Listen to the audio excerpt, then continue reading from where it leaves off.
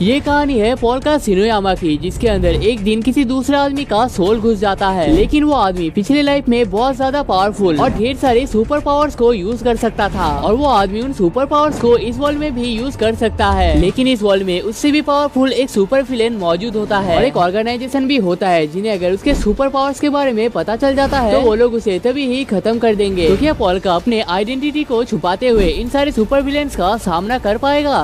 Anime की शुरुआत में हमें पता चलता है कि इस जगह पर एक बहुत बड़ा मॉन्स्टर अटैक हो चुका है और उस मॉन्स्टर ने अपने मैजिकल स्वॉर्ड्स अटैक का यूज करके आधे से ज्यादा वॉरियर्स को यहाँ पर खत्म कर दिया है, जिसलिए यहाँ पर चर्च के सीक्रेट वेपन को लाया जाता है, जिसने अपने लाइफ में कोई भी मैच को नहीं हारा है, और उस वॉरियर को क्लेमिटी क्रशर के नाम से जाना जाता है, लेकिन इसका असली नाम है सागुरुआ एडिथ लुग्रिड। सागुरुआ यहाँ पर पहुँचने के साथ ही इस मॉन्स्टर के साथ अपना बैटल स्टार्ट कर देता है, और हमें यहाँ पर पता चलता है कि वो इस टाइम पे जिस मॉन्स्टर के साथ फाइट कर रहा है उसे इस सदी का सबसे पावरफुल मॉन्स्टर माना जाता है, जिसका नाम है कॉर्प्स गॉड। तभी कॉर्प्स गॉड अपने पावर का यूज करके यहाँ पर हजारों से भी ज्यादा स्केलेटन को स्पॉन करवा देता है, जिसके बाद सागुरुआ भी उन सारे स्केलेटन के ऊपर फ्लेम अटैक कर देता है। तभी उसकी एक पार्टनर कहने लगती है कि सुगुरुआ ने अपने लाइफ में बहुत कुछ देख कर रखा है और मुझे पता है कि वो इस मैच को कभी भी हार नहीं सकता है। और तभी हमें सुगुरुआ के पास्ट को दिखाया जाता है, जहाँ पर एक बहुत बड़ा बैटल चल रहा होता है। इस बैटल के दौरान उस गाँव के सारे लोग मारे जाते हैं, लेकिन सिर्फ सुगुरुआ इस बैटल के दौरान बच जाता है, जिसके बाद वो सारे सोल्स कहने लगते हैं कि तुम अकेले जिंदा कैसे रह सकते हो, तुम्हें भी हमारे साथ चलना चाहिए, तुम्हें भी यहाँ पर खत्म हो जाना चाहिए था। और इन सारी बातों को सुनने के बाद सुगुरुआ का दिल पत्थर का बन गया था, जिसके बाद से उसने अपना ट्रेनिंग रूथलेस तरीके से स्टार्ट कर दिया था, और कोई भी अगर उसके सामने आता था तो वो उसके सामने टिक नहीं पाता था। तभी कॉर्प्स गॉड अपने सारे पावर्स को इकट्ठा कर लेता है और उन सारे पावर्स को एक साथ मर्ज करने के बाद यहाँ पर एक ड्रैगन को समन कर लेता है। अब सुगुरुआ कहने लगता है कि तुमने यहाँ पर हजारों की तादाद में स्केलेटन वॉरियर्स को स्पॉन किया है और साथ ही में एक ड्रैगन को भी समन कर लिया है, लेकिन मुझे पता है कि एग्जैक्टली तुम्हारा यहाँ पर कितना एनर्जी खत्म हो चुका है, जिससे हमें पता चलता है कि सुगुरुआ के पास असल में एविल आइज है, और इन एविल आइज का यूज करके वो किसी भी सोल को देख सकता है, और यही वो रीजन है जिस वजह से वो पास में गुजर गए लोगों के बातों को समझ पा रहा था। जिसके बाद सुगुरुआ उस ड्रैगन के साथ अपना फाइट स्टार्ट कर देता है, और अपने पूरे स्ट्रेंथ को यूज करने के बाद वो उस ड्रैगन के गले को उसके बॉडी से अलग करने में कामयाब हो जाता है। लेकिन अभी भी यहाँ पर काफी सारे स्केलेटन वॉरियर्स बचे हुए हैं, जिनके साथ वो अपना बैटल स्टार्ट कर लेता है। अब उनके पार्टनर्स यहाँ पर कहने लगते हैं कि एविल आइज का यूज करके कोई भी आदमी गॉड के जितना पावरफुल हो सकता है और अपनी बाकी की पूरी जिंदगी किसी राजा की तरह बिता सकता है। लेकिन इन सब के बावजूद सुगुरुआ ने आम आदमी के लिए फाइट करना और उन्हें प्रोटेक्ट करना सही समझा, जिसके बाद सुगुरुआ कॉर्प्स गॉड के साथ अपना बैटल स्टार्ट कर लेता है, और उनके दोस्त कहने लगते हैं कि सुगुरुआ कभी भी ये बैटल हार नहीं सकता है। तभी सुगुरुआ अपने फुल स्ट्रेंथ का यूज करके उस ड्रैगन के ऊपर एक जोरदार अटैक कर देता है, जिसके बाद ये रिवील होता है कि कॉर्प्स गॉड का अपना पूरा लाइफ उसके लॉकेट के अंदर ही है, और कॉर्प्स गॉड भी एविल आइज का यूज कर सकता है। अब कॉर्प्स गॉड कहने लगता है कि तुम भी बिल्कुल मेरे जैसे ही हो, तुम्हें भी पावर उन सारे लोगों से मिला है जिन्हें तुमने पास्ट में खत्म किया है, जिसका मतलब है कि तुमने भी उन सारे लोगों को अपने फायदे के लिए ही मारा है। जिसके बाद कॉर्प्स यहाँ पर अपने गॉड मोड में पहुंच जाता है, और सुगुरुआ भी उसके ऊपर अटैक स्टार्ट कर देता है, और उसके सारे पार्टनर्स उसके ऊपर प्रोटेक्शन स्पेल का यूज कर देते हैं। लेकिन इसके अलावा भी कई सारे स्पेल्स यहाँ पर यूज हो रहे होते हैं, जिन्हें सुगुरुआ ने अपने लाइफ में कभी भी नहीं देखा था, जिस वजह से सुगुरुआ थोड़ा सा घबरा जाता है। लेकिन वो कहता है कि जब तक तुम इस दुनिया में हो मेरे लोग इस दुनिया में खुश नहीं रह सकते हैं, और उसके ऊपर अटैक कर देता है, और उन दोनों के कॉम्बाइन अटैक की वजह से यहाँ पर एक बहुत बड़ा डिजास्टर क्रिएट हो जाता है। जिसके बाद हर दूसरे इसी का स्टोरी की तरह हमारा मेन कैरेक्टर दूसरे वर्ल्ड में रीइनकार्नेट हो जाता है, और यहाँ पर हमारे मेन कैरेक्टर का नाम है पोल्का शिनोमिया, जो जापान के शिंजुकू में पहुंच चुका है। लेकिन यहाँ पर आने के बाद पोल्का को पहले कुछ समझ में नहीं आ रहा होता है। पहले तो उसके गले में बहुत बड़ा चोट लगा हुआ है, दूसरा यहाँ पर जितने भी बिल्डिंग्स होते हैं इन सारे बिल्डिंग्स को उसने अपने लाइफ में पहले कभी भी नहीं देखा था, और फाइनली उसे ये चीज समझ में नहीं आ रहा होता है कि उसका शरीर इतना छोटा कैसे हो गया है। तभी दूसरी तरफ एक आदमी पोल्का को अपने ड्रोन से देख रहा होता है, और वो आदमी इस चीज को देखकर शॉक होता है कि इतने बड़े अटैक के बाद भी पोल्का यहाँ पर जिंदा कैसे है। जिसके बाद वो असासिन को कॉल कर लेता है, जिसे पोल्का को मारने का काम दिया गया था, और उसे कहता है कि तुमने अपने काम को ठीक से कंप्लीट नहीं किया है, तो जल्दी से तुम्हें अपने काम को कंप्लीट कर लेना चाहिए। तभी पोल्का को यहाँ पर एक लड़की हंसते हुए देखने को मिलता है, जिसके बाद वो सोचने लगता है कि यहाँ के लोग कितने ज्यादा खुश है, और शायद गॉड भी यही चाहता था कि मैं यहाँ पर खुशी से रह सकूं। तभी पोल्का अपने पास्ट के बारे में सोचने लगता है और कहता है कि मुझे पता नहीं है कि मैं अपने पास्ट वाले दुनिया में फिर से जा भी पाऊंगा या नहीं, लेकिन मैं हमेशा चाहूंगा कि वो लोग जैसे भी हो कम से कम खुश रहने चाहिए। तभी पोल्का यहाँ पर एक टीवी को नोटिस कर लेता है और सोचता है कि क्या यहाँ पर किसी तरीके का इल्यूजन स्पेल का यूज किया गया है, लेकिन मैं यहाँ पर किसी भी मैजिक को सेंस नहीं कर पा रहा। तभी पोल्का को यहाँ पर कुछ पुलिसमैन पकड़ लेते हैं और कहते हैं कि क्या तुम्हारे गले पे किसी तरीके का डिजाइन बना हुआ है, क्या तुम यहाँ पर खो चुके हो या फिर तुम्हें क्या किसी तरीके की मदद की जरूरत है। पोल्का को इनका लैंग्वेज बिल्कुल भी समझ में नहीं आ रहा होता है, जिसके बाद वो इस बॉडी से उसके ब्रेन की इन्फॉर्मेशन को लेने लगता है और उसे पता चलता है कि वो अभी इस टाइम पे जापान में है और इस कैरेक्टर का नाम है पोल्का शिनोमिया। अब पोल्का यहाँ पर कुछ कहने ही जा रहा होता है, लेकिन तभी यहाँ पर क्रिस की छोटी बहन आ जाती है और कहती है कि ये पुलिस लोग बहुत ज्यादा दिमाग खाते हैं, है ना। और वो पोल्का को खींचकर यहाँ से लेकर चली जाती है, जिसके बाद वो दोनों एक सुनसान गली में पहुँच जाते हैं। तो वो लड़की कहती है कि मेरा नाम मिसाकी शिकिमिया है और मैं तुम्हें याद हूँ भी या नहीं। जिसके बाद पोल्का सोचने लगता है कि मैं इस लड़की को किस तरीके से बताऊं कि मुझे इसके बारे में कुछ भी बातें याद नहीं है। लेकिन तभी उसे इस लड़की के बारे में थोड़े बहुत मेमोरीज आने लगते हैं। लेकिन तभी मिसाकी पोल्का को उछाल कर उसे कैच कर लेती है। वेट अ सेकेंड, यहाँ पर ये सब क्या चल रहा है? मतलब एक सेकंड ही पहले यहाँ पर एक जबरदस्त बैटल चल रहा था। स्टोरी इस टाइम पे अपने मिस्ट्री के पीक पे जा चुका है, लेकिन तुम लोगों को बीच में फैन सर्विस देना है। शर्म करो शर्म। अब हमें फिर से उस ड्रोन वाले आदमी को दिखाया जाता है और वो कहने लगता है कि पोल्का एक 16 साल का आम लड़का है जिसने कोई भी गलत काम नहीं किया है और टेक्निकली हमें उसे मारना भी नहीं चाहिए, लेकिन अगर हम लोग उसे नहीं मारेंगे तो हमें अपना डील का पैसा नहीं मिलेगा।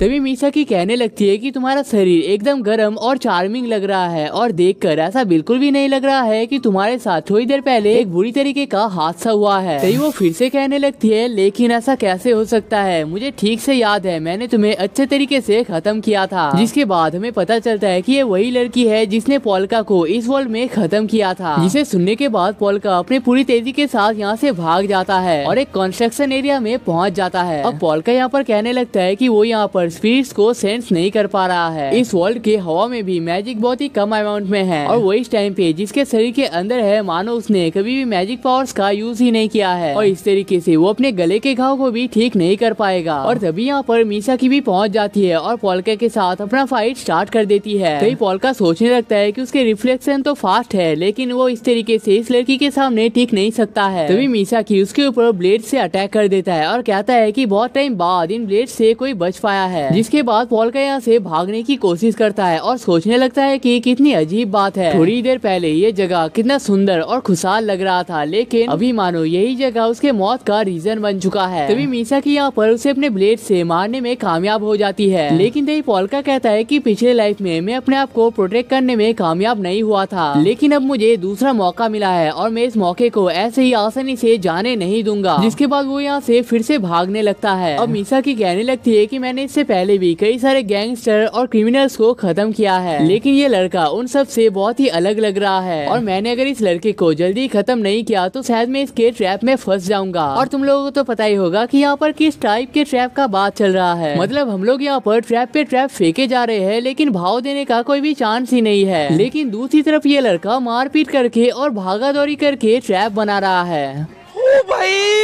मारो मुझे, मारो मुझे, मारो नहीं, ये मजाक हो रहा है। एक सेकंड यार, मजाक हो रहा है। अब भागते भागते पोल्का एक रूम में पहुंच जाता है, जिसके बाद मिसाकी भी इस रूम में पहुंच जाती है और मिसाकी कहती है कि तुमने इस काम के लिए एकदम सही जगह को चुना है और ये जगह गैंगस्टर के कामों और घोष के आतंक की वजह से ही जाना जाता है और किस तरीके से एक लोगों का ग्रुप यहाँ पर से गायब भी हो जाता है, किसी को पता तक नहीं चलता है। और फिर से कहने लगती है कि गैंगस्टर्स तो ठीक है, लेकिन घोष वर्ड थोड़ा सा अजीब नहीं लगता है। तभी पोल्का यहाँ पर अपने मूड में आ जाता है और कहता है कि अजीब तो है, लेकिन सच को कौन ही बदल सकता है और मैंने जो सोचा था शायद वो यहाँ पर सच साबित हो रहा है। मुझे हमेशा से ये लगता था कि ये एविलाइज का पावर मेरे सोल को मिला है, ना कि मेरे बॉडी को, और मैं सही भी था। इस बॉडी के सहारे भी मैं उन सारे सोल्स को देख सकता हूँ जिन्हें मुझे देखना चाहिए था। मिसाकी को यहाँ पर कुछ भी समझ में नहीं आता है, लेकिन वो कहती है कि मैंने सुना है जब इंसान गुजर जाते हैं तो उनके बॉडी से 25 ग्राम वेट कम हो जाता है, जिसे बहुत से लोग सोल्स का ओरिजिनल वेट भी कहते हैं। लेकिन मुझे लगता है कि तुम्हें सोल से कुछ ज्यादा ही प्यार है, तो इसलिए मैं तुम्हारे अंदर से उस 25 ग्राम सोल को भी निकलने नहीं दूंगा। जिसके बाद वो पोल्का के ऊपर अटैक कर देती है। तभी पोल्का कहने लगता है कि स्पिरिट्स से मुझे पावर मिलता है और स्पिरिट्स बुरे नहीं होते हैं और तुम्हें उन्हें वेस्ट करने का भी कोई भी अधिकार नहीं है। जिसके बाद पोल्का उसके ऊपर एक बहुत बड़ा अटैक कर देता है। अब हमें उस जगह को फिर से दिखाया जाता है जहाँ पर कॉर्प्स गॉड और सुगुरुआ के बीच में बैटल हुआ था। यहाँ पर सुगुरुआ परेशान होकर कहने लगता है कि मैंने जब उसके साथ फाइट स्टार्ट किया था उसने यहाँ पर काफी सारे स्पेल्स का यूज किया था और उनमें से मैंने टेलीपोर्टेशन स्पेल को भी नोटिस कर लिया था, जिस वजह से मुझे ये लगता है कि कॉर्प्स गॉड अभी भी खत्म नहीं हुआ है और उसके मरने के बाद मुझे उसका सोल भी ठीक से देखना चाहिए था, लेकिन उसका सोल मानो अचानक से ही वहाँ पर से गायब हो गया। तभी उसकी पार्टनर कहने लगती है कि मैंने चर्च से न्यूज ले लिया है और मुझे पता चला है कि कॉर्प्स गॉड की वजह से जितने सारे इफेक्ट्स हो रहे थे वो सारे इफेक्ट्स इस टाइम पे गायब हो चुके हैं, जिसका मतलब है कि कॉर्प्स गॉड उनके लिए अब कोई भी प्रॉब्लम नहीं है। अब पोल्का यहाँ पर कहने लगता है कि मुझे पता नहीं है कि तुमने इस बॉडी को मारने की कोशिश क्यों किया है, लेकिन शायद मुझे तुम्हें थैंक्स कहना चाहिए और तुम्हारी वजह से मुझे अपना दूसरा लाइफ मिला है और वो भी एक ऐसी जगह पर जहाँ पर सोल्स की कोई भी कमी नहीं है। और इस टाइम पे उसके पावर्स अच्छे से काम करना स्टार्ट कर दिया है क्योंकि उसका ब्रेन का केज इस टाइम पे टूट चुका है, जिससे हमें पता चलता है कि यहाँ पर सुगुरुआ यानी कि कैलेमिटी क्रशर नहीं बल्कि कॉर्प्स गॉड जिसे उस सदी का सबसे पावरफुल विलेन माना जाता है वो इस वर्ल्ड में आ चुका है। और अगर मैं अपना ऑनेस्ट ओपिनियन दूं तो मुझे पहले ऐसा लग रहा था कि यहाँ पर सुगुरुआ ही टेलीपोर्ट हुआ है, लेकिन जब मुझे पता चला कि ये असल में कॉर्प्स गॉड है तो मैं लिटरली शॉक हो गया था। अब पोल्का उससे कहने लगता है कि तुम यहाँ पर हमेशा के लिए सोने का नाटक नहीं कर सकते, तुम्हें अब यहाँ पर उठ जाना चाहिए। लेकिन पोल्का नोटिस करता है कि वो यहाँ पर कोई भी रिस्पॉन्स नहीं कर रही है, जिसके बाद उसे पता चलता है कि ये लड़की यहाँ पर खत्म हो चुकी है। अब हमें कॉर्प्स के पास को दिखाया जाता है जहाँ पर वो कह रहा होता है कि जिसके पास भी एविल आइज होते हैं वो सोल्स को देख पाता है और उसका लाइफ कभी भी खुशहाल नहीं हो सकता है, लेकिन इसके बावजूद उसके पेरेंट्स ने उसे उसके बचपन में ही बेच दिया था, जिसके बाद उसे सेना में एज ए नेक्रोमेंसर यानी कि जो लोग काला जादू का यूज करते हैं उनके तौर पर उसे ऐड किया गया था और उसे इस चीज से मुक्ति तब मिला था जब ये दल पूरी तरीके से बर्बाद हो गया था। लेकिन कॉर्प्स कहता है कि इतने सारी चीजों के बावजूद मुझे लाइफ में सिर्फ शांति चाहिए था।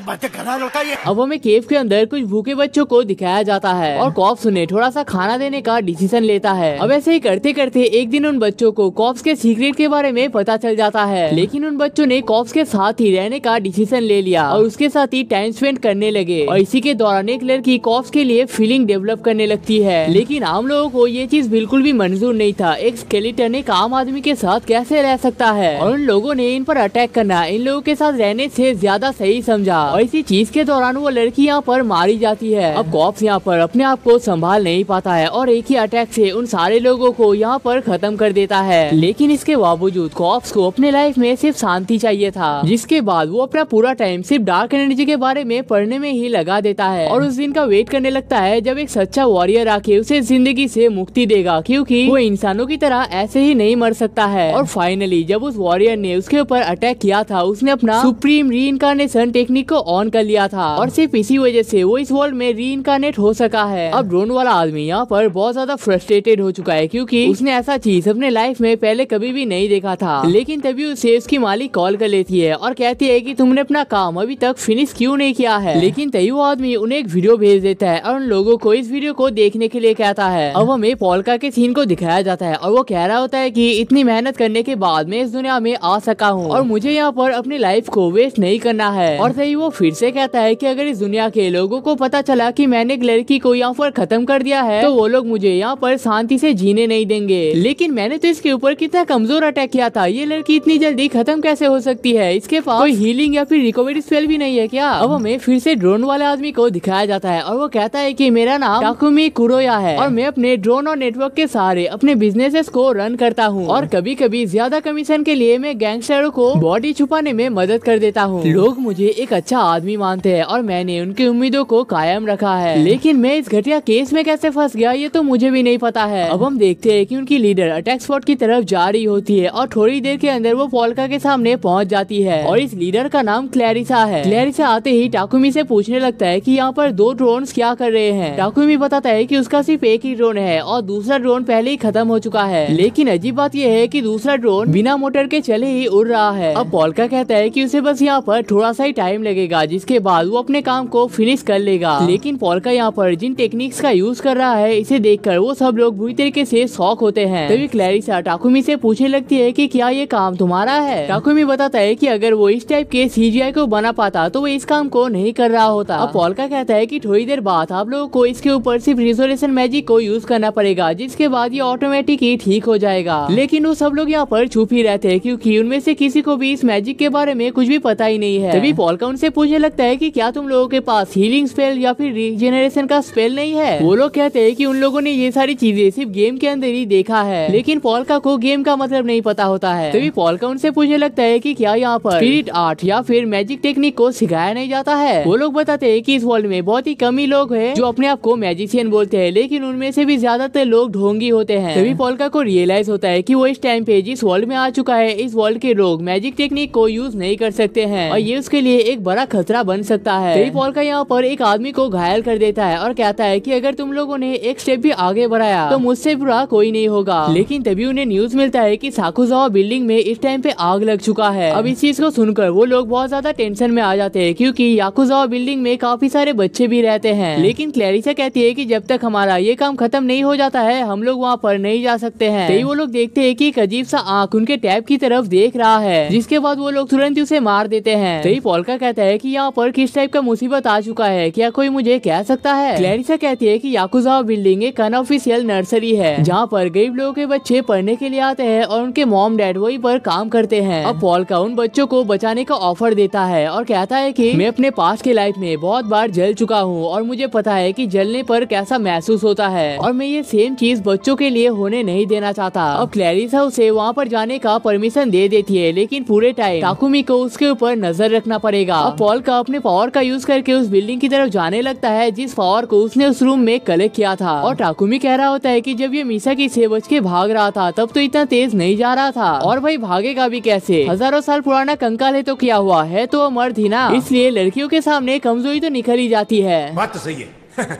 दौड़ना तो पड़ता है। अब पोल्का यहाँ पर पहुँचने के साथ ही अपने एविल आइज का यूज करके पता कर लेता है कि बच्चे यहाँ पर अभी भी जिंदा है, और एविल हैंड का यूज करके अपने आप को इसके अंदर थ्रो कर लेता है, और ये चीज इतना फास्ट होता है कि कोई उसे नोटिस भी नहीं कर पाता है। अब पोल्का यहाँ पर आने के बाद देखता है कि उनके पेरेंट्स भी यहाँ पर मौजूद है, और वो उन सब से उनकी मदद करने के लिए कहता है, जिसके बाद वो सब लोग स्केलेटन बन के अपने बच्चों को बाहर निकालने में कामयाब हो जाते हैं। तभी यहाँ पर हमें एक बच्चे का भी प्रोस्पेक्टिव दिखाया जाता है, और इतनी सारी चीजों के बीच में वो लड़की ये चीज सेंस कर लेती है कि और कोई नहीं बल्कि उसका डैड है। दूसरी तरफ सब लोग इस चीज को देखकर बहुत ज्यादा हैरान होते हैं, और कई सारे लोगों ने तो इस चीज का वीडियो भी बना लिया है। अब पोल्का उस जगह से निकलने में भी कामयाब हो जाता है, जिसे देखकर टाकुमी बहुत ही फ्रस्ट्रेटेड हो जाता है और कहता है कि इसने मिसाकी को एक झटके में ऐसे मार दिया मानो इसके लिए वो कोई भी बड़ी बात नहीं है। लेकिन जब उसे पता चला कुछ बच्चे खतरे में है तो वो उन्हें बचाने के लिए चला आया। लेकिन इन सब के बावजूद ये लड़का बिल्कुल भी टेंशन में नहीं लग रहा है, और क्लैरिसा से कहता है कि हमें इस लड़के से बचकर रहना चाहिए। लेकिन क्लैरिसा पोल्का को यहाँ पर जल्दी से लाने के लिए कहती है, क्योंकि मिसाकी लगता है जल्दी उठने वाली है। और अब इस चीज को सुनकर टाकुमी को अपने कानों पर भी यकीन नहीं हो रहा होता है। अब हमें यहाँ पर मिसाकी के पास को दिखाया जाता है, जहाँ पर वो बहुत ही खुश होती है और उसे अपने स्माइल की वजह से ही जाना जाता है। लेकिन एक दिन उसी के सामने उसके मॉम और डैड को मार दिया जाता है, जिसके कुछ सालों बाद उसे साइको किलर और क्लैरिसा के पेट के नाम से जाना जाता है, और कहा जाता है कि वो अपने एनिमीज को बहुत ही बड़े स्माइल के साथ मारती है। और एक दिन देखती है कि उसने उसी बंदे को पकड़ लिया है जिसने उसके मॉम और डैड को मारा था। तो वो आदमी कहता है कि अगर तुम्हें ऐसा लग रहा है कि मुझे मारने के बाद तुम एक हीरो बन जाओगे और सब लोग तुम्हें पूजने लगेंगे, तो ऐसा कुछ भी नहीं होने वाला। लेकिन मिसाकी कहती है कि ऐसा तो कुछ भी नहीं है, मुझे इस काम के बदले में पैसे मिले हैं, और वैसे भी मुझे तुम जैसे लोगों को मारने में मजा आता है। तो वो आदमी पूछता है कि अगर तुम्हें पैसों के बदले में किसी अच्छे आदमी को मारने को दिया जाएगा तो क्या तुम उसे भी मार दोगे।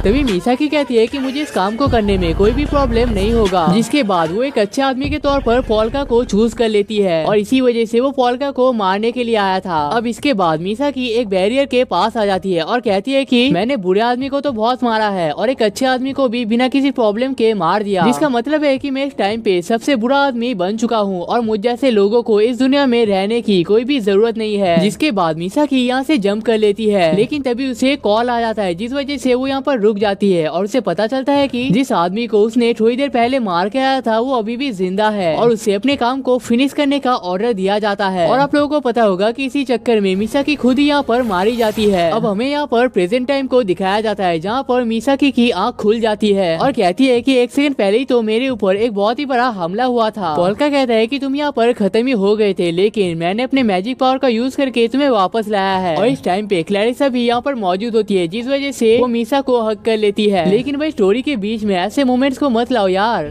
भाई समझ के बोल रहा हूँ यार, बुरा लगता है भाई, आप लोग भी जानते हो। तभी पोल्का कहता है कि मुझे समझ में आ चुका है, इस वर्ल्ड के लैंग्वेज में तुम्हें एक ज़ॉम्बी कहा जाता है। तभी पोल्का कहता है कि इतने आधुनिक जमाने में भी लोगों को परेशानियों का सामना करना पड़ता है। और तभी पोल्का पूछता है कि इस वर्ल्ड में मुझे शांति पाने के लिए क्या करना पड़ेगा। तभी क्लैरिसा कहती है कि इस वर्ल्ड में शांति पाने के लिए तुम्हें ढेर सारा पैसा कमाना पड़ेगा। ये बड़ी अच्छी बात कही आप। भाई सच कहूँ तो इन सारे लोगों में से लगता है इस लड़की के पास ही एक्चुअल दिमाग है। तभी पोल्का कहता है कि उसे भी ये चीज पता है क्योंकि उसके वर्ल्ड में भी ये चीज लागू होता है। और तभी वो डिसाइड करता है कि क्योंकि इस वर्ल्ड में कोई भी मैजिक पावर का यूज नहीं कर सकता है, तो अपने मैजिक पावर का यूज करके इस वर्ल्ड में सबसे पावरफुल और सबसे अमीर आदमी बन जाएगा, जिस वजह से उसके लाइफ में कोई भी प्रॉब्लम नहीं आएगा। तभी क्लैरिसा उसे बताती है कि वो शिंजुकू में इंटरमीडियरी का काम करती है और अगर उसे कुछ अच्छे पैसे कमाने हैं तो उसके अंडर में काम कर सकता है। और जिन्हें इंटरमीडियरी का मतलब पता नहीं है, ये असल में वो लोग होते हैं जो 2 ग्रुप्स के बीच में डील करवाते हैं। और हाँ, ये चीज मैंने अभी बस गूगल किया है। वेल इनकी बातों को टाकुमी भी सुन लेता है और कहता है कि पता नहीं कब मैं इस मैच से निकल पाऊंगा। अब हमें मिसाकी, पोल्का और टाकुमी को दिखाया जाता है और वो तीनों मिलकर एक रूम में चिल कर रहे होते हैं। अब टाकुमी कहता है कि तुम अभी जिसके बॉडी में हो उसका कोई ना कोई फैमिली तो जरूर होगा, तो तुमने उनके बारे में क्या सोचा है। पोल्का कहता है कि इस टाइम पे समर वेकेशन चल रहा है और मैंने अपने घर में बता दिया है कि मैं इस टाइम पे बाहर में घूमने आया हूँ और क्लैरिसा ने मुझे कुछ कार्ड देने के लिए कहा था और मैंने इनको अपने फैमिली मेंबर्स को भेज दिया है। तभी टाकुमी नोटिस करता है कि ये असल में वही कार्ड है जिसे विक्टिम के डेथ के टाइम को गुमराह करने के लिए यूज किया जाता है। तभी हम देखते हैं कि मिसाकी यहाँ पर एक वीडियो को देख रही होती है जहाँ पर पोल्का ने उन सारे बच्चों को बचाया था और कहती है कि ये काम तो कितना ज्यादा कूल है। तभी टाकुमी कहता है कि मेरे पास एक मॉन्स्टर और एक साइको किलर है और भारतीयों के तौर पर कई सारे स्केलेटन घूम रहे हैं, तो ये जगह किसी को कूल कैसे लग सकता है। अब पोल्का कहता है कि अगर मुझे इस वर्ल्ड में शांति से रहना है तो पहले मुझे पता करना पड़ेगा कि किसने मुझे मारने का ऑर्डर दिया था और मुझे मारने से पहले मुझे उसको ही खत्म करना पड़ेगा। टाकुमी कहता है कि उससे और मिसाकी को इसके बारे में ज्यादा डिटेल में पता नहीं होता है, लेकिन अगर वो क्लैरिसा से पूछता है तो शायद वो उसे कुछ बता सकती है। पोल्का कहता है कि उसने क्लैरिसा से इसके बारे में पहले ही पूछा है, लेकिन क्लैरिसा ने कहा है कि वो अपने क्लाइंट्स के डिटेल को इस तरीके से शेयर नहीं कर सकती है, लेकिन इसके बदले में उसने मुझे ये रूम रहने के लिए दिया है और प्रॉमिस किया है कि वो आगे से मुझे मारने का ऑर्डर नहीं लेगी। तभी टाकुमी कहता है कि ये वही लड़की है जिसने तुम्हें थोड़ी देर पहले मारने का कोशिश किया था, तो तुम्हें इसके साथ रहने में कोई भी परेशानी नहीं है। पोल्का कहता है कि इसके साथ में रहने में मुझे क्या ही परेशानी हो सकती है और वैसे भी मैं थोड़ी ना वो हूँ जो फाइट के बीच में मारा गया था। और कहता है कि वैसे भी वो यहाँ पर खत्म ही हो गई थी और मैंने तो बस उसे रिवाइव किया है। क्या साबित करना चाहता है तू? क्या साबित करना चाहता है तू? टाकुमी पूछता है कि उसे रिवाइव करना इतना इम्पोर्टेंट क्यों था। पोल्का बताता है कि उसे मिसाकी को बचाने का कोई भी इरादा नहीं था, लेकिन असली पोल्का ने उसे इसे बचाने के लिए रिक्वेस्ट किया था। टाकुमी ये सोच के शॉक होता है कि पोल्का घोस्ट के साथ भी बात कर सकता है, लेकिन पोल्का बताता है कि असली पोल्का इस टाइम पे इसी रूम में ही है और असल में उसका जो ड्रोन खराब हो गया था पोल्का भी उसके अंदर है। टाकुमी पूछता है कि तुम घोस्ट और स्पिरिट्स के साथ रहते हो तो तुम्हें इन सारी चीजों से डर नहीं लगता है, लेकिन पोल्का कहता है कि मुझे इन चीजों से डर लगने की क्या जरूरत है, बल्कि ये तो मेरे लिए खिलौनों की तरह ही है। अब टाकुमी थोड़ा सा घबरा जाता है और कहता है कि मुझे इस लड़के से थोड़ा सा सावधानी बरत कर रखना पड़ेगा। पोल्का बताता है कि पिछले लाइफ में मैं एक बहुत बड़ा स्केलेटन हुआ करता था और सब लोग मुझे कॉप्स गॉड के नाम से जाना करते थे, लेकिन तभी वो कहता है कि हमने बहुत देर तक फालतू की बातें कर लिया है, तुम लोग बस मुझे ये बताओ कि किस तरीके से मेरे पास पैसा ही पैसा होगा। मिसाकी बताती है कि तुम मेरी तरह एक परफेक्ट असासिन बन सकते हो, लेकिन पोल्का कहता है कि ये मेरे टाइप का काम नहीं है। तभी हमें पता चलता है कि उनके पास एक कस्टमर आ चुका है और उस कस्टमर का रिक्वेस्ट है कि वो अपना काम सिर्फ मिसाकी से ही करवाना चाहता है। वो आदमी कहता है कि किसी दूसरे गैंग के मेंबर ने मुझे मारने का ऑर्डर दिया है और तुम लोगों को मुझे बस प्रोटेक्ट करना है, लेकिन मिसाकी कहती है कि इस टाइम पे वो बहुत ही बिजी चल रही है, इसलिए वो इसका काम नहीं ले सकती है। अब वो आदमी इसे सुनकर बहुत ही निराश हो जाता है। तभी पोल्का के कहता है कि मैं तुम लोगों के रिक्वेस्ट को एक्सेप्ट कर लेता हूँ। तभी वो आदमी यहाँ पर बहुत ज्यादा गुस्सा हो जाता है, लेकिन मिसाकी कहती है अगर पॉल का इस काम को करेगा तो मैं भी उसके साथ में चलूंगी। अब हमें शाम का वक्त दिखाया जाता है और वो आदमी कहता है कि यही वो जगह है जहाँ पर वो सारे असासिन्स रहते हैं, और कहता है कि असासिन्स कुछ ज्यादा ही बुरे हैं क्योंकि वो कभी भी पूरे फैमिली को खत्म नहीं करते हैं, क्योंकि वो आधे फैमिली को जिंदा रहकर नरक में देखना चाहते हैं। तभी मिसाकी को पता चलता है कि असल में वही ग्रुप है जिन्होंने उनके मॉम और डैड को मारा था। जिसके बाद वो बिना किसी देरी के उन सभी को मारने के लिए चली जाती है, लेकिन उसे पता चलता है कि उसके ऊपर एम्बुश किया गया है, और जिन्हें एम्बुश का मतलब पता नहीं है तुम इन असासिन्स को पबजी के कैंपर्स मान सकते हो। लेकिन हमारी मिसाकी भी किसी से कम नहीं होती है, वो उन सारे लोगों को बहुत ही आसानी से यहीं पर खत्म कर देती है और कहती है कि मिसाकी को हारने के लिए तुम्हें इससे ज्यादा स्ट्रॉन्ग लोगों की जरूरत है। लेकिन तभी मिसाकी को कोई पीछे से फायर कर देता है और हमें पता चलता है कि जिस आदमी ने उनसे मदद मांगा था ये प्लान असल में उसी का है। सही पॉल का कहता है कि तुमने अपने लाइफ का सबसे बुरा डिसीजन इस टाइम पे ले लिया है, क्योंकि तुमने अभी जिसे मारा है वो कोई आम लड़की नहीं है, बल्कि वो तो एक ज़ॉम्बी बन चुकी है जिसे 2 बुलेट से कोई भी फर्क नहीं पड़ सकता है। अब मिसाकी उठने के बाद इन दोनों को ही बहुत ही बुरी तरीके से मारने लगती है। सही पॉल का कहता है कि मैंने उस टाइम पे तुम्हारा नहीं बल्कि तुम्हारे पास में जो छोटे छोटे बच्चे खड़े हुए थे मैंने उनका रिक्वेस्ट एक्सेप्ट किया था। अब उन बच्चों के घोस्ट ही एक हैंड को क्रिएट कर देता है और उसकी मदद से इन सारे लोगों को ट्रैप कर दिया जाता है। और तभी पॉल का उन बच्चों से माफी मांग लेता है और कहता है कि माफ करना, जब तुम लोग जिंदा थे मैं तुम लोगों की मदद नहीं कर पाया था। अब टाकुमी क्लैरिसा को कॉल कर लेता है और कहता है कि जिस आदमी को वो लोग बचाने के लिए गए थे वही असली ट्रेटर निकला है, और कहता है कि कहीं ये उसी का प्लान तो नहीं है। क्लैरिसा कहती है कि ये उसका काम नहीं है और मिसाकी ने अपने काम के दौरान ढेर सारे दुश्मन बना लिए हैं और ये शायद उन्हीं में से कोई एक होगा। अब हमें 2 लोगों को एक जगह को साफ करते हुए दिखाया जाता है और वो लोग देखते हैं कि यहाँ पर कई सारे लोगों की हालत बुरी तरीके से खराब हो रखी है। लेकिन तभी यहाँ पर उनमें से एक पार्टनर गायब हो जाता है, जिसे देखकर दूसरा पार्टनर की तो हवा टाइट हो जाती है। लेकिन तभी एक पीछे से स्केलेटन हैंड आके उसे भी पकड़ लेता है और हमें पता चलता है कि ये काम असल में लेमिंग का है। और हाँ गाइस, लेमिंग एक बहुत ही पावरफुल विलेन है, तो उसके फाइट को देखकर आपको लिटरली बहुत ही मजा आएगा। अब हमें मिसाकी के सीन को दिखाया जाता है और मिसाकी कह रही होती है कि सच में ऐसा तो लग ही नहीं रहा है कि मुझे पीछे से 2 फायर किए गए हैं। लेकिन भाई कोई सीन्स को तो बंद करो यार, लगता है अब तो नोज ब्लीडिंग ही होके रहेगा। मैं क्या करूं, फिर जॉब छोड़ दूं? अब टाकुमी उससे पूछता है कि तुम्हारे लिए इंसान तो खिलौनों की तरह है, तो तुमने उन बच्चों के रिक्वेस्ट को एक्सेप्ट क्यों किया है? पॉल का कहता है कि वो लोग मेरे खिलौने तो हो सकते हैं, लेकिन मुझे मेरे खिलौने बहुत ही पसंद है और उनके साथ कोई बुरा करे ये चीज मैं देख नहीं सकता। अब टाकुमी सोचने लगता है कि एक मॉन्स्टर तो हो सकता है, लेकिन इसने कोई भी गलत काम नहीं किया है, वो तो हम लोग ही है जिसने पता नहीं कितने लोगों को तरपाया है। अब हमें क्लैरिसा को दिखाया जाता है और वो यहाँ पर कौन से फैंटेसीज को पूरा कर रही है वो तो मुझे पता नहीं है।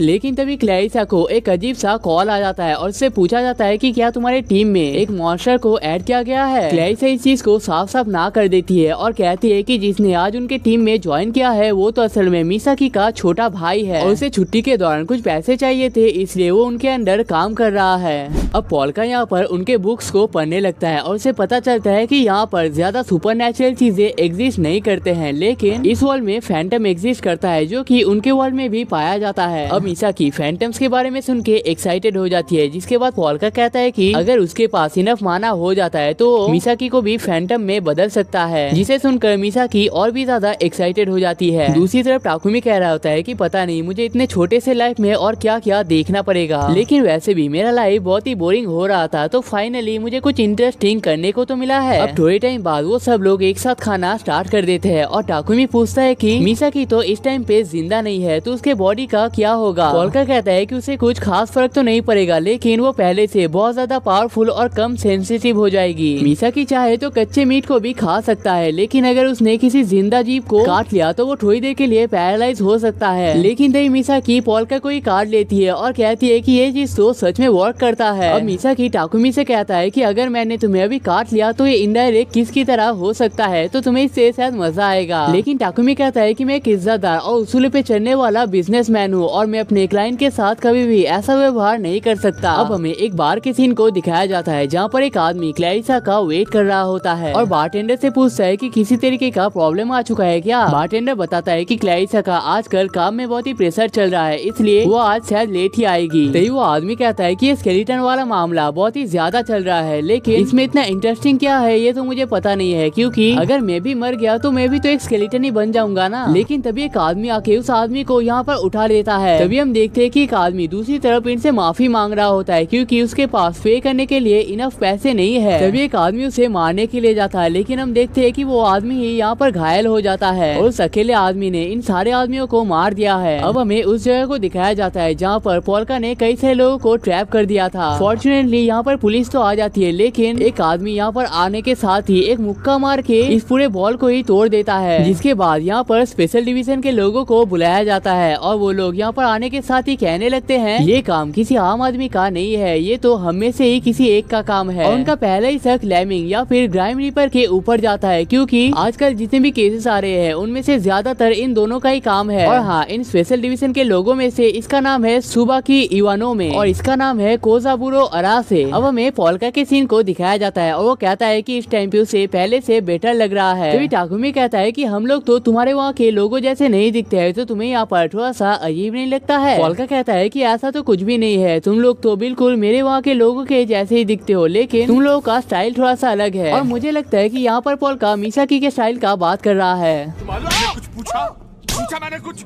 तभी पोल्का कहता है कि तुम्हारे और हमारे वॉल में काफी ज्यादा सिमिलैरिटीज है और शायद तुम्हारे और हमारे वॉल के बीच में कोई ना कोई कनेक्शन हो सकता है। तभी टाकुमी पूछता है कि उन आदमियों का क्या होगा जिन्हें तुमने वहाँ पर ट्रैप किया था। पोल्का कहता है कि उसने उस ट्रैप को इसी तरीके से बनाया है कि कोई भी आम आदमी इस ट्रैप को तोड़ ही नहीं सकता है। अच्छा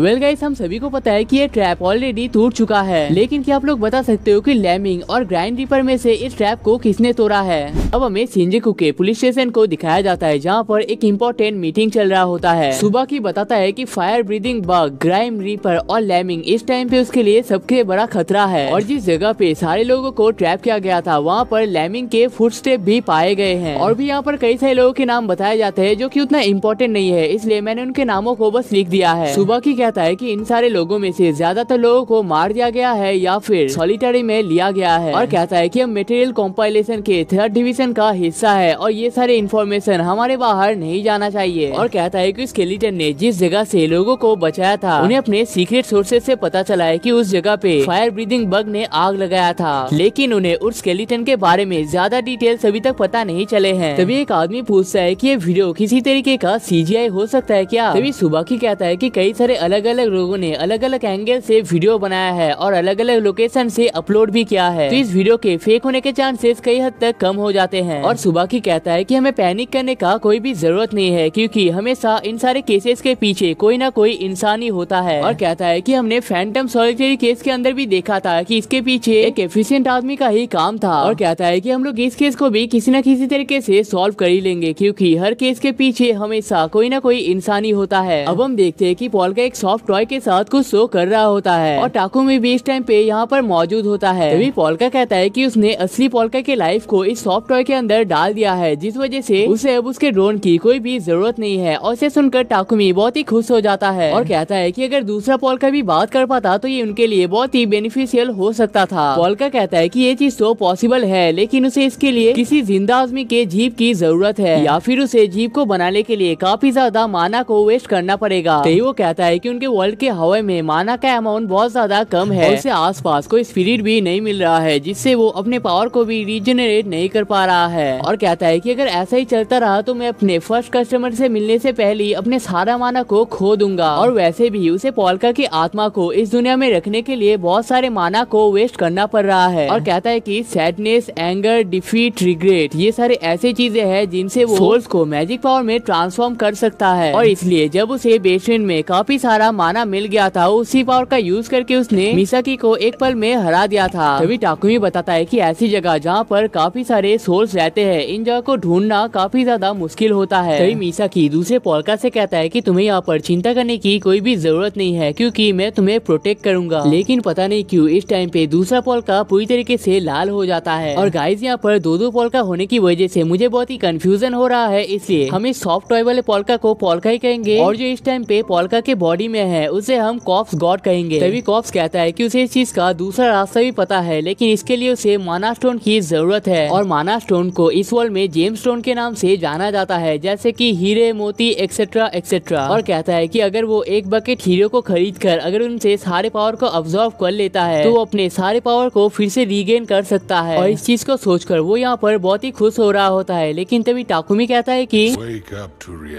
शॉप में जाने के बाद पोल्का को पता चलता है कि एक स्टोन को खरीदने के लिए उसे अपना पूरा महीने के सैलरी को वेस्ट करना पड़ेगा। लेकिन पोल्का कहता है कि कोई बात नहीं, एक दिन में इतना सारा पैसा कमाऊंगा कि मैं इस पूरे दुकान को ही खरीद लूंगा। जिसे सुनने के बाद वहाँ की शॉपकीपर कहती है कि इस काम के लिए तुम्हें 395 करोड़ 27,95,800 येन की जरूरत पड़ेगा। बाबा इधर जहर खाने का पैसा नहीं है तुझे। जिसके बाद वो दोनों शॉप से निकल जाते हैं और पोल्का कहते हैं कि वो स्टोन बहुत ही पावरफुल था और मुझे स्टोन का जरूरत था। तभी मिसाकी कहती है कि क्या तुम उस स्टोन को बिना खरीदे ही बाहर से अब्सॉर्ब नहीं कर सकते। पोल्का कहता है कि वो बाहर से उन स्टोन को अब्सॉर्ब तो कर सकता है, लेकिन इससे वो सारे स्टोन वहीं पर टूट जाते हैं और ये चीज उस शॉप के लिए बिल्कुल भी अच्छी बात नहीं है। जिससे हमें पता चलता है कि पोल्का कभी भी बेवजह किसी का भी नुकसान नहीं चाहता। तभी टाकुमी देखता है कि उनके सामने अरासे पहुंच चुका है और टाकुमी के कुछ कहने से पहले अरासे उसके ड्रोन को पकड़ लेता है और उन दोनों से उन्हें डराने के लिए माफी मांग लेता है और ड्रोन से कहता है कि मुझे पता है जब तुम्हारे ड्रोन के ब्लेड बंद हो जाते हैं तो तुम इसके अंदर से भी बात कर सकते हो। लेकिन टाकुमी यहाँ पर बहुत डर रहा होता है क्योंकि वो अरासे को बहुत पहले से ही जानता है और तभी वो सोचने लगता है कि अगर इसे मिसाकी और पोल्का के बारे में ज्यादा कुछ पता नहीं है तो मैं इसे गुमराह कर सकता हूँ। लेकिन तभी पोल्का कहता है कि वो ड्रोन मेरे दोस्त का है और तुम्हें उस ड्रोन के साथ ऐसा बिल्कुल नहीं करना चाहिए। तभी अरासे कहता है कि उसके जैसा गंदा नाली का खीरा तुम जैसे लोगों को शायद ब्रेन वॉश करता होगा और तुम्हें उसके साथ दोस्ती अभी के अभी तोड़ देना चाहिए। तभी पोल्का कहता है कि घटिया आदमी, ब्रेन वॉशर, गंदी नाली का खीरा, ये सारी चीजें सोसाइटी किसी आदमी को कह सकता है, लेकिन एक आदमी को किसे अपना दोस्त बनाना चाहिए, किसके साथ अपना रिलेशनशिप रखना चाहिए, ये चीज कहने का हक किसी को भी नहीं है। तभी अरासे उससे दूर चला जाता है और कहता है कि अब मुझे टाकुमी के बारे में जानने का इंटरेस्ट नहीं है, मुझे तो तुम में इंटरेस्ट आ चुका है। अब हमें क्लैरिसा के सीन को दिखाया जाता है जहाँ पर सुबह की इवानो में पहुँच चुका है और कहता है कि जब साकुजावा बिल्डिंग में आग लग गया था तुम्हारा टीम किसी रीजन के चलते बहुत ज्यादा बिजी हो गया था, लेकिन उसी टाइम पे तुम्हारा ड्रोन वहाँ पर क्या कर रहा था। और अगले दिन ही एक ट्रैप में कई सारे लोगों को पाया गया था जिनमें से एक तुम्हारा आदमी भी मौजूद है और कहता है कि क्या मुझे यहाँ पर समझ लेना चाहिए इन सारे काम में तुम्हारा भी हाथ है। अब दूसरी तरफ टाकुमी कहने लगता है कि काजाबुरो अरासे शिंजुकू के सेफ्टी डिवीजन का मेंबर है, लेकिन वो कोई आम आदमी नहीं है क्योंकि जब वो एक स्ट्रीट गैंग का मेंबर हुआ करता था काजाबुरो ने अकेले ही 8 लोगों को खत्म कर दिया था। तभी अरासे कहता है कि क्या तुम्हें पता है कि टाकुमी एक बहुत बड़ा स्कैमर है और क्या तुम्हारे पेरेंट्स ने ये चीज समझाया नहीं है कि इन जैसे स्कैमर से दूर रहना चाहिए। पोल्का कहता है कि उनके पेरेंट्स ने उसे बचपन में ही बेच दिया था और उनके पेरेंट्स ने उसे कभी भी ये सब कुछ सिखाया नहीं है। अरासे को ये सारी चीजें बहुत ही इंटरेस्टिंग लगती है, जिसके बाद वो उन दोनों से उनका नाम पूछ लेता है। लेकिन टाकुमी यहाँ पर टेंशन में आ जाता है क्योंकि मिसाकी साइको किलर से नाम से बहुत ज्यादा पॉपुलर है और सबको ये भी पता है कि मिसाकी क्लैरिसा के लिए काम करती है। तभी टाकुमी अरासे को कॉल कर लेता है और कहता है कि वो दोनों असल में मेरे गेमिंग के पार्टनर्स हैं और वो दोनों क्लैरिसा के बार में काम करते हैं। और इसी बीच में वो वहाँ पर कुछ ड्रोन्स को भेज भी देता है और कहता है कि क्या होगा अगर लोगों को पता चला कि तुम रास्तों में 2 बच्चों को परेशान कर रहे थे और वो भी इसलिए क्योंकि वो दोनों एक बार में काम करते हैं। तभी अरासे कहता है कि लगता है तुम पहले से बहुत ज्यादा बदल चुके हो। और मिसाकी और पोल्का को कहता है कि क्या तुम्हें टाकुमी के सच्चाई के बारे में पता है, जब मैंने इसे पहली बार पकड़ा था तो डर के मारे इसने अपने जान को बचाने के लिए अपने सारे दोस्तों का नाम ऐसे ही बता दिया था और तुम्हें इन जैसे लड़कों पर कभी भी यकीन नहीं करना चाहिए। पोल्का कहता है कि टाकुमी थोड़ा सा डरपोक हो सकता है लेकिन वो तुम जैसे कायरो से तो लाख गुना अच्छा है। लेकिन वो दूसरी तरफ यहाँ से भागने का भी तरीका सोच रहा होता है। लेकिन तभी हम देखते हैं कि मिसाकी अरासे के पीछे जा चुकी है और अरासे को एक बहुत तेजी से लात मार देती है, जिसके बाद वो दोनों ही यहाँ से भागने लगते हैं। अरासे उन्हें ढूंढने की कोशिश तो करता है लेकिन ऊपर होने की वजह से वो उन्हें देख नहीं पाता है। टाकुमी उसका साथ देने के लिए शुक्रिया अदा करता है लेकिन कहता है कि अरासे जो कुछ बोल रहा था वही असली सच्चाई है और अगर मेरी जान के ऊपर कोई भी खतरा आता है तो मैं तुम्हारे सीक्रेट को भी बाहर निकाल दूंगा और इसलिए तुम्हें मेरे ऊपर ट्रस्ट करने की कोई भी जरूरत नहीं है। तभी पोल्का कहता है कि मेरे दोस्त के जान से ज्यादा कौन सा सीक्रेट हो सकता है और वैसे भी वो उसे गद्दार कैसे कह सकता है जबकि उसके मॉम और डैड ने तो उसे बचपन में ही बेच दिया था और उनके मुकाबले तो टाकुमी लाख गुना ज्यादा अच्छा है।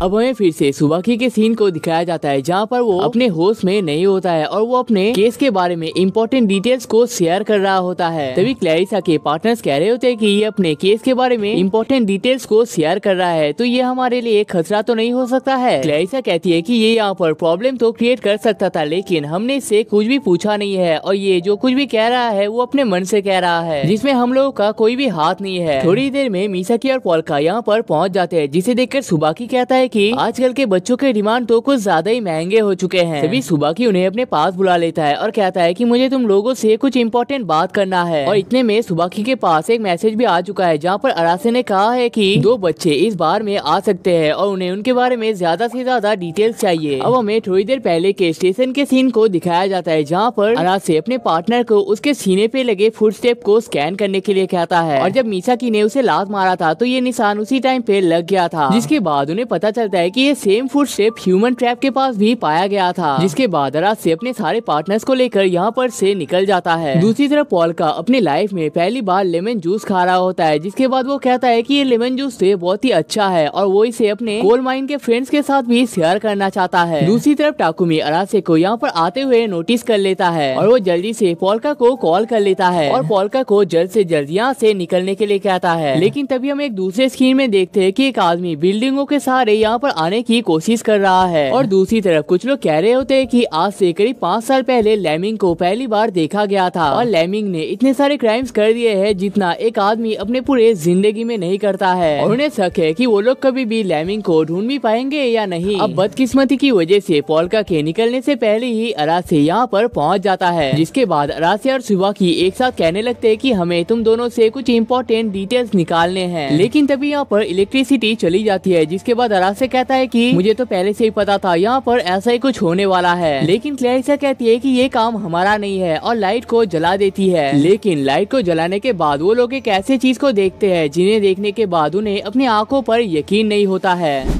वेल गाइस, वीडियो के बीच में डिस्टर्ब करने के लिए माफी चाहूंगा लेकिन मुझे एक बहुत ही इम्पोर्टेंट अनाउंसमेंट करना है। आप लोगों को पता होगा कि इस 1 घंटे के वीडियो के स्क्रिप्टिंग से लेकर अपलोड करने तक पूरी जिम्मेदारी मेरे हाथों पर होती है लेकिन मुझे इसी के साथ यूनिवर्सिटीज की स्टडीज और पार्ट टाइम जॉब भी करना पड़ता है और सिर्फ इसी वजह से मेरे एक वीडियो को आने में 2 से 3 हफ्ते का टाइम लग जाता है। लेकिन आप में से अगर किसी को भी इसका पार्ट 2 संडे और पार्ट 3 ट्यूसडे के अंदर चाहिए तो आप लोग मेरे चैनल का मेंबरशिप ले सकते हो। मेरे नॉर्मल सब्सक्राइबर्स को 1 हफ्ते में 1 वीडियो देखने को मिल जाएगा लेकिन मेंबर्स को 1 हफ्ते में 3 वीडियो देखने को मिलेगा। हमने इसका प्राइस 59 रुपीज रखा है लेकिन इनमें से कोई सा भी पैसा मेरे पास नहीं आएगा। ये सारा पैसा स्क्रिप्ट राइटर और एडिटर के पास जाने वाला है जिससे आपको वीडियो में और भी ज्यादा क्वालिटी देखने को मिलेगा। लेकिन अगर आप लिटरली सिर्फ 30 रुपए ज्यादा देते हो तो आपको मेरे वीडियो में या फिर डिस्क्रिप्शन में शाउट आउट देखने को मिलेगा। तो मेरा ये रिक्वेस्ट है कि हो सके तो चैनल के मेंबरशिप को ज्वाइन कर लेना वरना ये चैनल शायद ही चल पाएगा।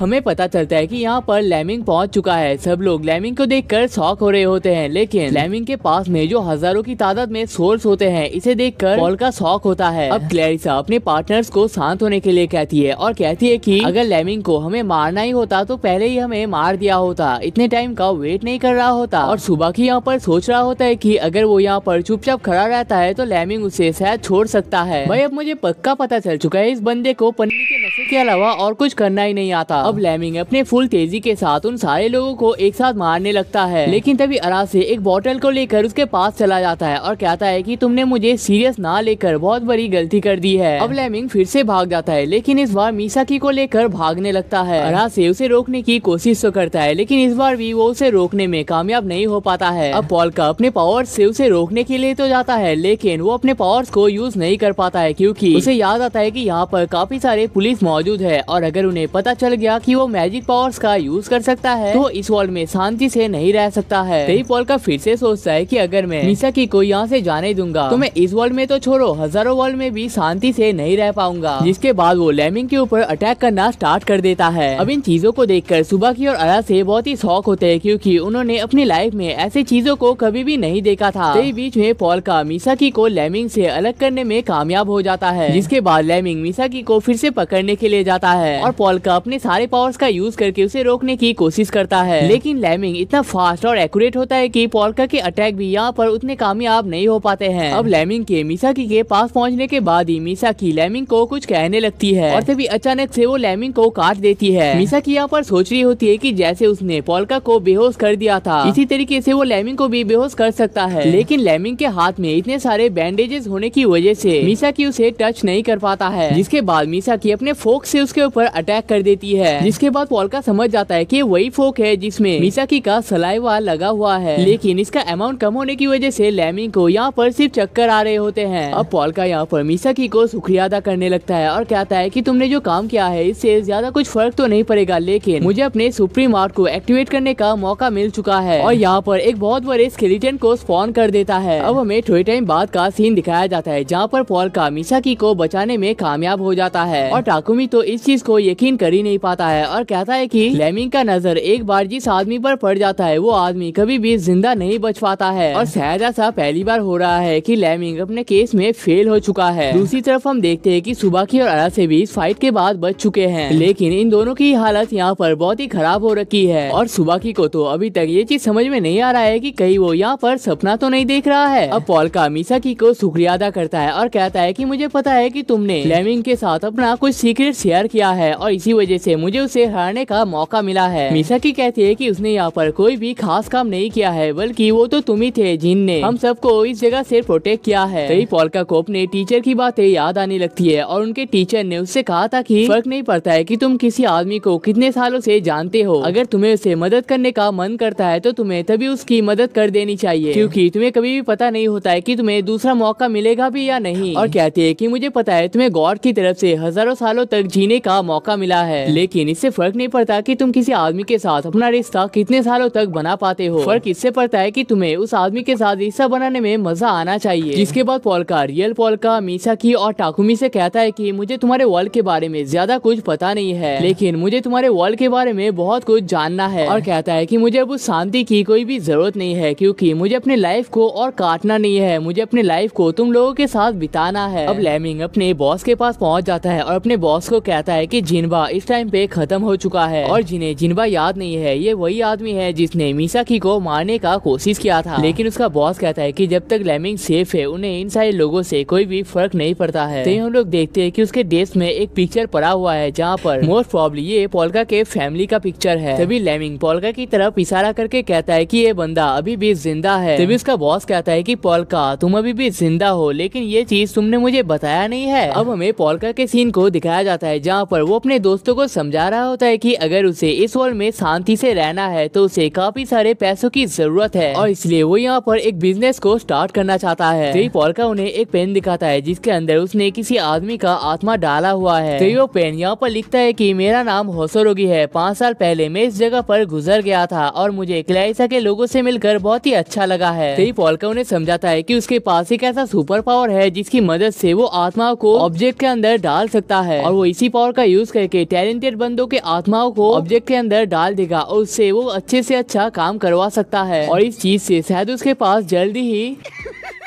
पैसा ही पैसा होगा।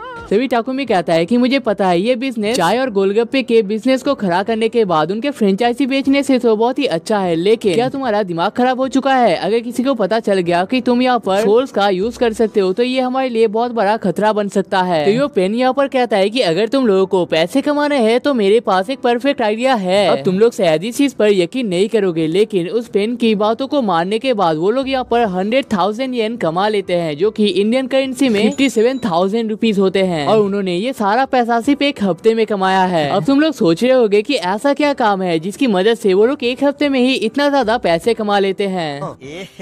रहा नहीं जाता, तड़प ही ऐसी है ना।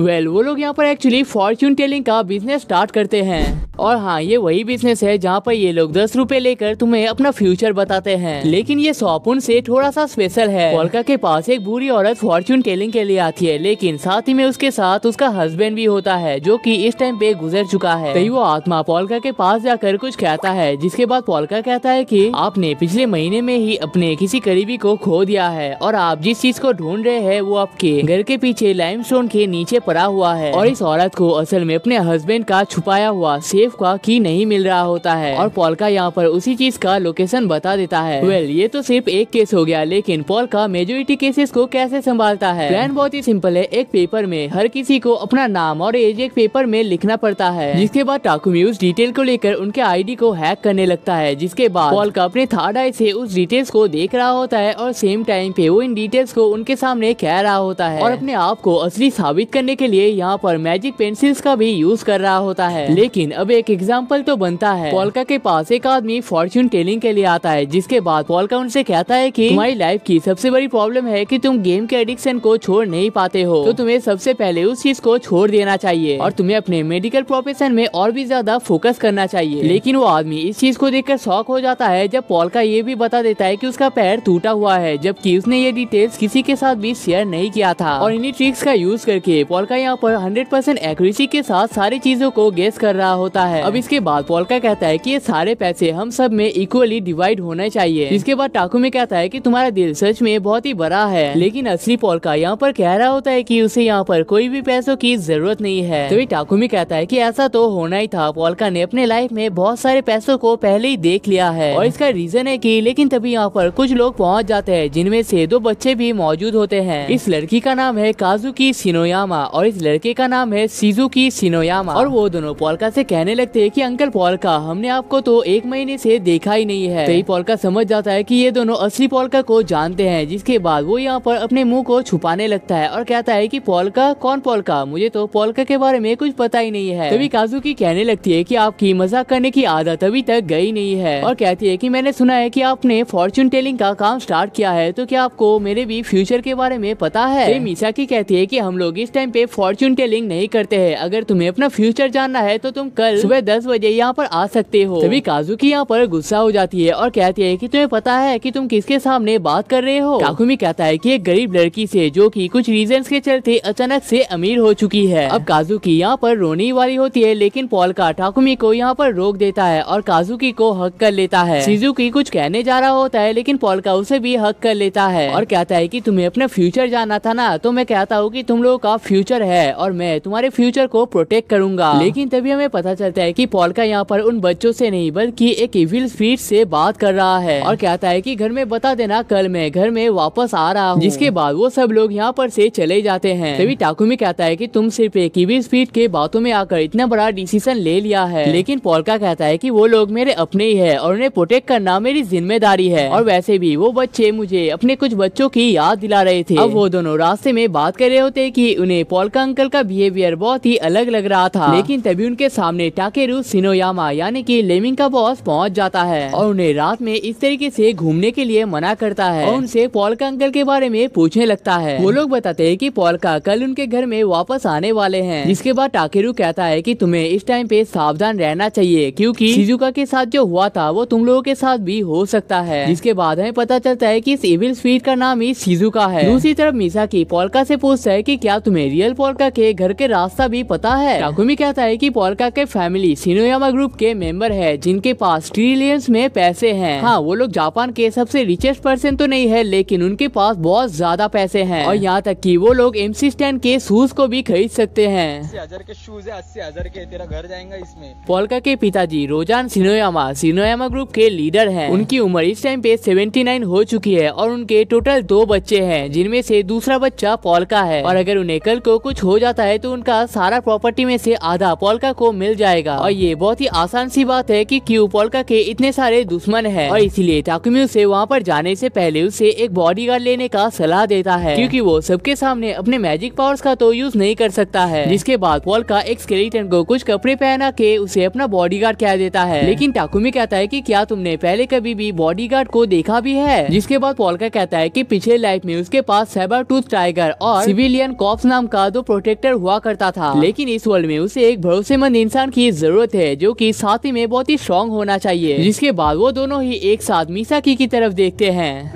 हो गया बेटे। अब हमें एक रात के सीन को दिखाया जाता है जहाँ पर एक आदमी कानो नाम की एक लड़की की पिक्चर को देख रहा होता है और कहता है कि जरूर उसे मैजिक करने का पावर तुम्ही से मिला होगा, लेकिन लगता है अब इस चीज को मुझे ही संभालना पड़ेगा।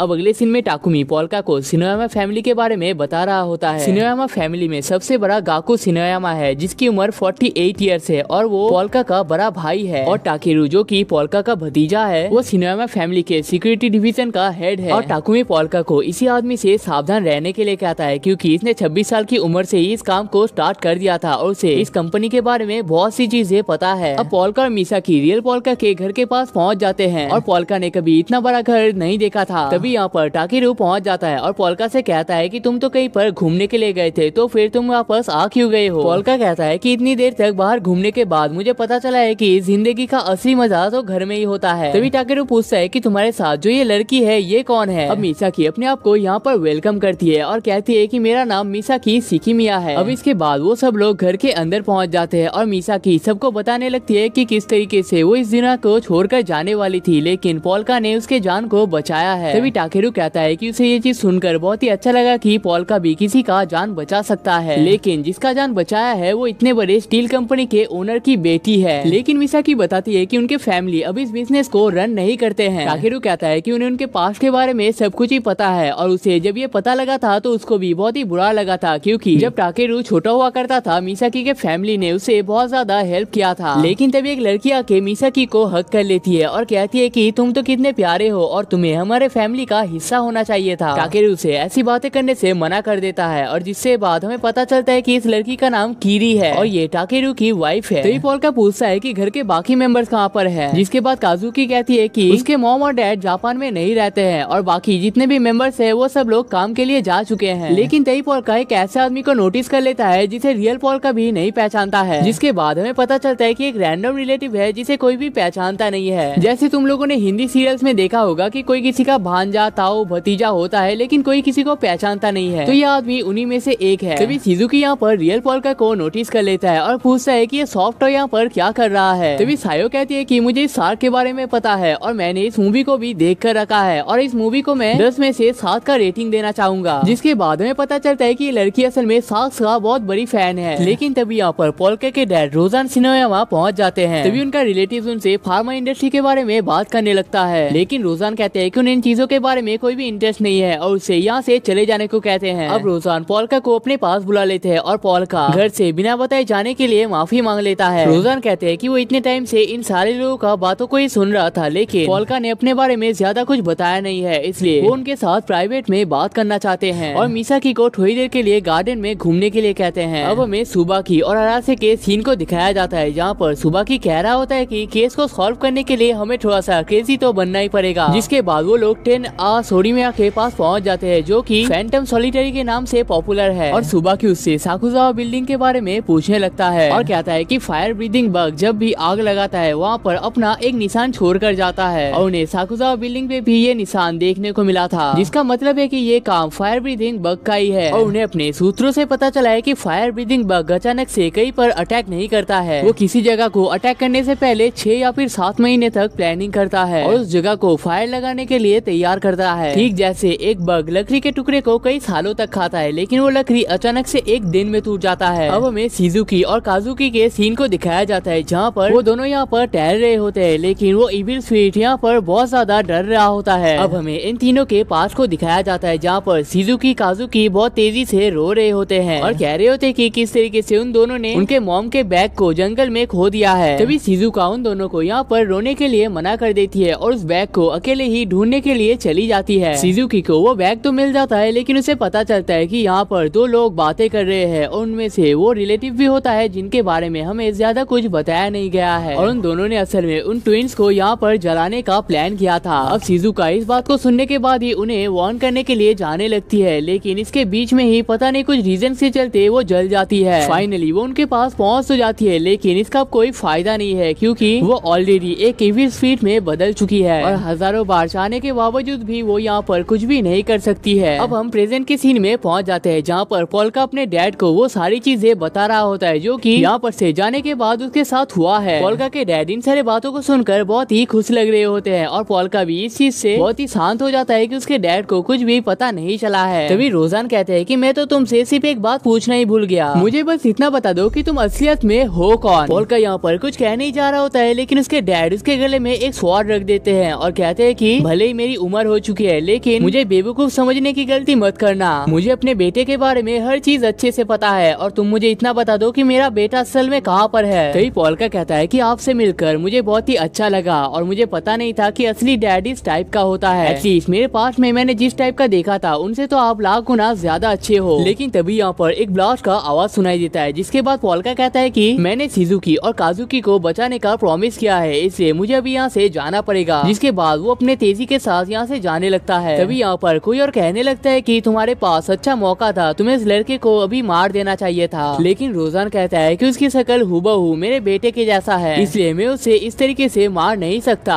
अब हमें शिजुकी और काजुकी को दिखाया जाता है और वहाँ पर एक बॉडीगार्ड पहुँच जाता है और कहता है कि घर में आग लगने की वजह से उन्हें अब यहाँ से जाना पड़ेगा। जिसके बाद वो तीनों एक बेसमेंट में पहुँच जाता है। तभी काजुकी कहती है कि ये गलत रास्ता है, मुझे पता है कि ये बेसमेंट का रास्ता है और यहाँ से बाहर नहीं जाया जा सकता। तभी वो आदमी कहने लगता है कि ऐसा कैसे हो सकता है, मैंने तुम दोनों के ऊपर जाने के रास्ते के लिए 2 सालों तक मेहनत की है। अब वो दोनों ही यहाँ पर बुरी तरीके से डरने लगते हैं। लेकिन तभी मिसाकी अपने फुल तेजी से आकर उसे एक लात मार देती है और वो आदमी बुरी तरीके से यहाँ पर गिर जाता है। जिसके बाद वो आदमी अपने मास्क को खोल देता है और हमें पता चलता है कि ये आदमी असल में फायर ब्रीदिंग बग है जिसने साकुजावा बिल्डिंग में भी आग लगाया था। तभी मिसाकी कहती है कि कल जब तुम मेरे घर में आए थे मैंने तुम्हें पहली नजर में देख के ही पहचान लिया था क्योंकि तुम मुझे देखकर थोड़ा बहुत घबरा रहे थे। तभी फायर ब्रीदिंग बग कहता है कि मैंने तुम्हें क्लैरिसा के बार में नोटिस किया था और मुझे पता है कि तुम साइको किलर के नाम से पॉपुलर हो। तभी मिसाकी उन 2 बच्चों को यहाँ पर से जाने के लिए कहती है और अब उन दोनों के बीच में यहाँ पर फाइट स्टार्ट हो जाता है। तभी ब्रीदिंग बग कहने लगता है कि मुझे उन बच्चों का पीछा करने का कोई भी जरूरत नहीं है क्योंकि ये आग पूरे घर में लगने वाला है और इस आग से उन बच्चों को और तुम्हें कोई भी बचा नहीं सकता है। तभी शिजुकी और काजुकी यहाँ पर रोने लगते हैं और सोचते हैं कि शिजुका के साथ भी तो ऐसा ही कुछ हुआ था तो उसे भी कितना ज्यादा दर्द के बीच में गुजरना पड़ा होगा जबकि पूरी गलती उन दोनों की थी। तभी वो दोनों कहते हैं कि यहाँ पर से जाने के बाद अगर उनकी मुलाकात सुजुका से हो जाती है तो वो दोनों उससे माफी मांग लेंगे। लेकिन तभी यहाँ पर पोल्का पहुँच जाता है और कहता है कि मैंने तुमसे पहले ही कहा था कि तुम्हें चिंता करने की कोई भी जरूरत नहीं है क्योंकि मैं तुम्हें प्रोटेक्ट करूंगा। और वो तीनों यहाँ पर से निकलने में कामयाब हो जाते हैं। तभी पोल्का एक लड़की के पास पहुँच जाता है और कहता है कि अब तुम्हें यहाँ पर नाटक करने की कोई भी जरूरत नहीं है और गलती भी मेरी है। कल जब तुम मेरे घर में आए थे मैं अपने भांजों के लिए बहुत ज्यादा बिजी हो गया था इसलिए मैंने तुम्हारे पास के इन सोल्स को नोटिस ही नहीं किया था। और तभी फिर से मीसा की आंखें उसे तेजी से लात मार देती है और फायर ब्रीदिंग बग कहता है कि मैं तुम लोगों से इम्प्रेस तो हो चुका हूँ लेकिन यहाँ पर ढेर सारा आग फैला देता है और कहता है कि मुझे पता है तुम लोगों को आग से बहुत ही प्रॉब्लम होता है इसलिए तुम लोग मेरा कुछ भी बिगाड़ नहीं सकते। लेकिन तभी पोल्का नोटिस करता है कि यहाँ पर एक नहीं बल्कि 2 सोल्स मौजूद है और हमें पता चलता है कि वो दूसरा सोल लैमिंग का है और वो फायर ब्रीदिंग बग को बहुत ही आसानी से हरा देता है और इस चीज को एक सीक्रेट रखने के लिए कहता है। अब टाकेरू इस जगह को छोड़कर जाने लगता है और हमें एक कार के सीन को दिखाया जाता है जहाँ पर उनका रिलेटिव मौजूद होता है। तभी उसके पास एक बाइक आके खड़ा होता है जिसके बाद वो बाइक वाला उसके कांच को तोड़ देता है। वहीं फिर से स्टेशन के सीन को दिखाया जाता है जहाँ पर सॉलिटरी कह रहा होता है कि एक बग जिसे घर को खत्म करने के लिए 1 साल लग जाते हैं, तुम लोग मजाक तो बहुत अच्छा कर लेते हो। और कहता है कि फायर ब्रीदिंग बग कोई आम आदमी नहीं है, उसने बिना मैजिक पावर के यूज किए अपने आप को सुपर ह्यूमन बना लिया है और उसे इन जैसे बिल्डिंग्स को जलाने में 1 मिनट का भी टाइम नहीं लगता है। और कहता है कि फायर ब्रीदिंग कभी भी एक मैसेज नहीं लिखता है, वो हमेशा 2 मैसेजेस लिखता है, लेकिन ये सिर्फ सीक्रेट डिपार्टमेंट्स को ही पता है। अब हम देखते हैं कि टाकेरू, लैमिंग और उस राइडर ने मिलकर उनके रिलेटिव्स को पकड़ लिया है। तभी उनका रिलेटिव्स यहाँ पर बहुत ज्यादा डर जाता है और कहता है कि ये प्लान मेरा नहीं है, मुझे तो फायर ब्रीदिंग बग ने फोर्स किया था। टाकेरू कहता है कि उसे ये चीज पहले से ही पता है, तुम्हारे जैसा बेवकूफ लड़का मेरे फैमिली की तरफ तो आंख उठाकर भी नहीं देख सकता है, लेकिन फिर भी मुझे यहाँ पर तुम्हें पनिशमेंट तो देना ही पड़ेगा। अब हम देखते हैं कि फायर ब्रीदिंग बग को एक कार से कहीं पर ले जा रहा होता है, लेकिन तभी उसके कार के ऊपर कुछ अजीब से निशान बनने लगते हैं और हमें पता चलता है कि ये फायर ब्रीदिंग का मैसेज है। और कार में बैठे सारे लोग उसे फेक फायर ब्रीदिंग बग कहने लगते हैं और उनका कार यहाँ पर बहुत ही तेजी के साथ जलने लगता है। तभी हम देखते हैं कि यहाँ पर एक अजीब सी लड़की गाना गा रही होती है और उसके बाद हमारे पास ये भी क्लियर हो जाता है कि ये फेक फायर ब्रीदिंग बग है, लेकिन अब हमारे पास कई सारे सवाल आ जाते हैं कि अगर लेमिंग ने इतने सारे क्राइम्स करके रखे हैं तो उसने पोल्का का मदद करने का डिसीजन क्यों लिया, और पिछले बार वाले इंसिडेंट में वो मिसाकी को लेकर भागना क्यों चाहता था, और ये मिस्टीरियस सी लड़की कौन है, और अगर ये आदमी फेक फायर ब्रीथिंग बग है तो असली फायर ब्रीथिंग बग कहाँ पर है। तो ये सारी चीजें आपको इसके अगले पार्ट में देखने को मिल जाएगा, लेकिन आपको अगर उसे एडवांस में देखना है और मेरी थोड़ी बहुत मदद करना है तो आप लोग मेरे मेंबरशिप को ले सकते हो, जो कि सिर्फ और सिर्फ 59 रुपीज का है। और अगर आप सिर्फ 30 रुपए और दे देते हो तो आपको मेरे अगले वीडियो में शाउट आउट भी मिलेगा। और अगर आपको तब तक एक और अच्छा वीडियो देखना है तो लेफ्ट वाली वीडियो पे क्लिक कर सकते हो।